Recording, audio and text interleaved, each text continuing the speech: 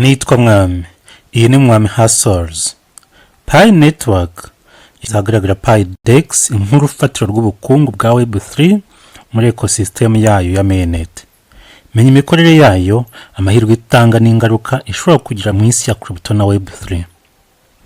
Pi Network yongeye gukurura umuryango mugari wa crypto nyuma y'igihe kirekire cyo gutegereza. Iyi ecosystem imaze gutera intambwe ifatika igana ku mari itagengwa n'ibigo ariyo bita Defi binyuze mu gutangiza Pi DEX, isoko ry'ubucuruzi rya decentralized.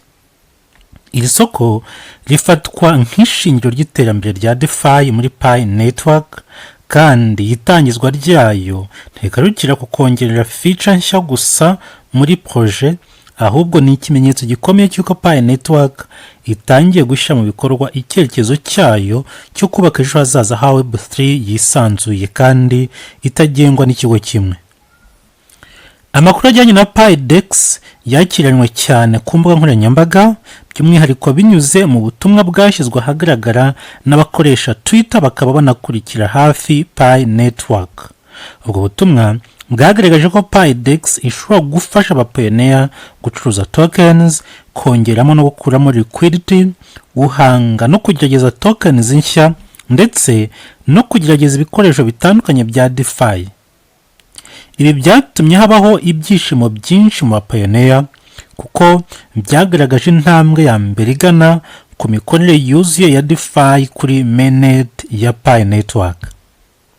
Nk'isoko rya decentralized, Pi DEX yubakiye ku ihame ryo gufasha abantu gucuruza crypto hagati yabo peer to peer batagombye kunyura mu masoko agengwa n'ibigo bikomeye.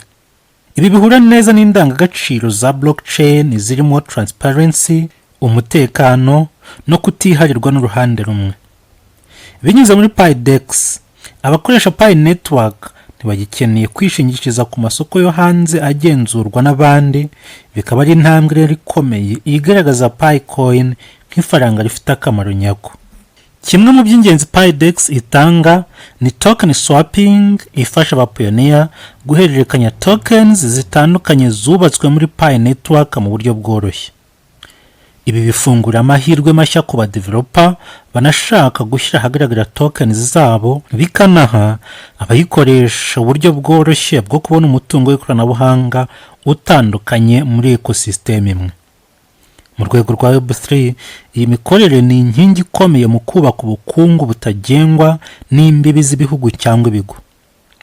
Pi DEX inatanga n'ubushobozi bwo gucunga liquidity, aho abazayikoresha bazashobora kongeramo cyangwa gukuramo umutungo wabo mu matsinda ya liquidity. Abayitanga liquidity bashobora kubona inyungu zivuye ku mafaranga yishyurwa mu bucuruzi. Iyi modeli isanzwe ikoreshwa mu yandi ma platform ya Defi, kandi kuyishyira muri Pi Network bigaragaza umuhate wo kubaka ubukungu burambye bushingiye ku ruhare rw'abapioneer. Ikindi kintu gikomeye ni ubushobozi Pi DEX itanga bwo guhanga no kugerageza tokens nshya. Ibi ni ingamba z'ingenzi zo gukurura abadeveloper n'abahanzi b'udushya muri Pi Network. Gushyiraho ahantu hizewe ho kugerageza imishinga bituma hashyirwa imbere umutekano n'ubwiza bwa ecosystem, mu gihe bashishikarizwa guhanga udushya mu buryo butekanye. Pi DEX ifatwa nk'intangiriro ry'urugendo rugana kuri decentralized finance yuzuye muri Pi Network. Ibi bivuze ko mu gihe kiri imbere Pi Network ishobora kongeramo serivisi zirimo kugurizanya, kugurizwa, staking n'ihuzwa rikomeye n'izindi porogaramu za WEB3.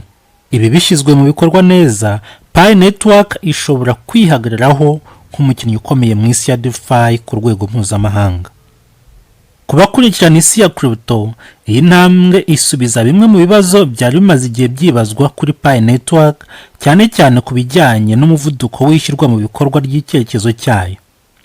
Itangizwa rya Pi DEX ryerekana ko iterambere ryakozwe mu buryo butekerejweho, hibandwa ku kamaro nyako aho kwishingikiriza kuri hype n'ishoramari rishingiye ku gucuruza gusa. Igitekerezo cya Pi DEX cyakiriwe neza cyane n'abapioneer.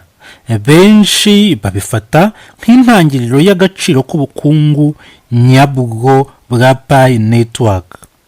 ubu Pi nk'ifaranga ntirikiri umutungo ubarizwa muri wallet gusa, ahubwo ni ifaranga rishobora gukoreshwa mu bucuruzi n'ibikorwa bya decentralized finance, bikongera icyizere ndetse n'uruhare ku ruhande rw'abapayoneri. Mu rwego rw'ipiganwa rya crypto ku isi hose, Pi Network irihariye kubera kwibanda ku kugera ku isi hose ndetse no kuri bose. Ifite umubare munini w'abayikoresha kandi igashyira imbere ikoreshwa rya buri munsi. Pi Network ishobora kuba urugi rwinjiramo Defi ku bantu batari bamenyereye isi ya crypto. Pi DEX ishobora gufasha miliyoni z'abantu gutangira gukoresha Defi na WEB3 mu buryo bworoshye. Ariko kandi haracyari imbogamizi zigomba kwitabwaho, zirimo umutekano wa smart contracts, ihagarara rya network n'ibijyanye n'amategeko.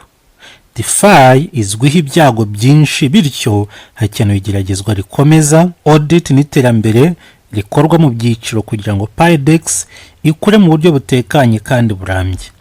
Nubwo ikiri mu ntangiriro, itangizwa rya Pi DEX ryohereza ubutumwa busobanutse ko Pi Network atari umushinga usanzwe wa crypto. Mu kubaka Defi yayo bwite, Pi Network igaragaza intego yo kuba ecosystem ya Web3 yuzuye.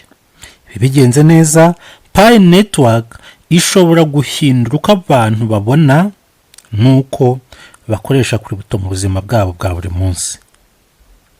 Mu by'ukuri Pi Network ni decentralized exchange. Itandukanye n'ama exchange ari centralized tuzi nka Binance, OKX n'andi ma platform atandukanye, aho abantu bagurira bakanacururiza ama crypto ndetse bakayaholdinga kugira ngo azamuke. Pi Network yo izaba ari decentralized, aho za services zose twakorera kuri Binance, OKX n'ahandi tuzajya tuziha nta muhuzo uri hagati yacu na mugenzi wacu tugiye kugura, uretse platform iyo exchange y'ubwayo niyo izajya ikora akazi kose. Nsoza ikiganiro, itangizwa rya Pi DEX ni intambwe ikomeye mu rugendo rwa Pi Network. Si iterambere ry'ikoranabuhanga gusa, ahubwo ni ikimenyetso cy'icyerekezo cyo kubaka sisiteme y'imari itagengwa n'ikigo kimwe. Isi ya crypto irimo gukurikiranira hafi Pi Network mu buryo bwimbitse, kuko bayibonamo akazoza bitewe na byinshi mu gukora ubu ngubu. Kandi ikintu kimwe kigaragara neza nuko Pi Network yinjiye mu gice gishya cy'iterambere rya decentralized finance na Web3. Isi yose rero itegereje umushinga, itegereje kubona byose rero kubakwa muri Pi ecosystem bijya ahagaragara, itegereje kubona service ndetse na e-commerce dApps zitangira gukora zigatanga byose. Ariko hejuru ya byose, iyi exchange niyo izaba ari umuti kandi niyo izaba ari icyitegererezo cy'ama decentralized exchange azaba ariho, kubera ko izaba ifite usability iri hejuru, izaba ifite aba developer bubakiraho coin zabo nyinshi, abantu bazajya batanga ama liquidity ku buryo n'igiciro cya Pi kizaba gifite backup. Ibi bikazarinda Pi coin kumanuka cyangwa kuzamuka byikubagaho, kuko liquidity izaba irimo mu buryo bwikora igerageza kubalansinga igiciro cya Pi Network.